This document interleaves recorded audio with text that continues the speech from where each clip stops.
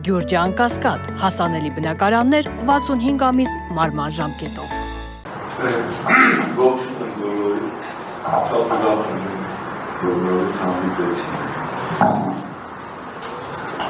Շատ մոզին։ Իչացնում եք, կամ դերում։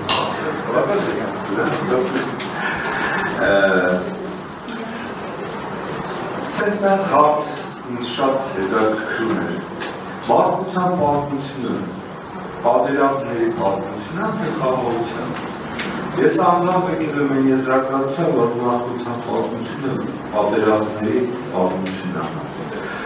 Որից հետևում է, որ որևէ պատերազմի մեջ պատմելը պրոբլեմ չի։ Ես տեսել եմ, մենք տեսել ենք ազգեր, երևի աշխարհում չկա տենց ազգ, որը մի 100 անգամ չի հաղթել, մի 100 անգամ չի պատմել։ Այսինքն պրոբլեմը ոչ թե նրա մեջ է, որ դու այս անգամ պատմեցիր, այլ պրոբլեմը նրա մեջ է, թե ինչպես վարվեց պատմությունից հետո։ Մարդկությունը այս 5000 տարվա պատմության մեջ գտել է բոլոր ալգորիթմները, ինչպես վարվել հաղթելու դեպքում և ինչպես վարվել պատմելու դեպքում։ Հաղթելու դեպքում թեև ուրախություն և այլն։ Պատմելու դեպքում մի հատ բարեբախտաբար շատ հեշտ ձև կա դուրս գալու։ Ինչ է նա, պատված մարդը ստորացված մարդ է, պատված մարդը շոկի մեջ գտնվող մարդ է։ Քանի չի պատժվել այդ պատմության հեղինակը, ոչ մի շարժում հնարավոր չի անել, մարդը դուրս չի գալիս այդ վիճակից։ Հետևաբար ես կարող եմ մի քանի օրինակ բերել նորմալ ազգեր ինչպես են հայտնի ազգերը, որոնք այսօր աշխարհի տերեր են։ Ճապոնիայում 500 գեներալ խարագիր է արել։ Հիտլերը ինքնասպան է բանից հետո, պարտությունից հետո, Մուսոլինիին ոտից են կախել։ Երկրորդը, որի մասին ուզում էի խոսել, մենք այդ պարտությունից հետո մենք ոչ միայն չպատժեցինք, մենք պարգևատրեցինք, իսկ դա մարդկության օրենքի դեմ է։ Մարդկության օրենքը խախտողը պատասխան տալու իր կյանքով իր գործում է։ Մենք մարդկային օրենքներն ենք խախտել, մենք չենք պատժում։ Իսկ այդ տեսակ, քանի որ ես դրանում համոզված եմ, ես կարծում եմ, որ շատերը պետք է այդպես մտածեն։ Ես հատկապես ժամանակ դրա մասին խոսում։ Երկրորդ խնդիրը, որը վերաբերվում է անդրություններին, նայեք, Հայաստան եթե տեսականորեն վերցնենք, կա երկու մեծ խումբ, կա երկու կուսակցություն, լայն իմաստով, կա Նիկոլի Սիրովների կուսակցություն և ատողների։ Ինչու հնարավոր չի որևէ հաղթանակ Նիկոլի կուսակցության նկատմամբ այս պայմաններում, հատկապես երբ որ դրա մասին նաև Վազգեն Մանուկյանը խոսում, որովհետև մի հատ էական հարցում նրանք գերազանցում են Էլյուսին, թեկուզ թվապես փոքր։ Իրանք կազմակերպված են և ունեն անվերապահ դիկտատոր։ Մյուս կուսակցությունը բազմաշեր, բազմագաղափար, բազմաամբիցիոզ,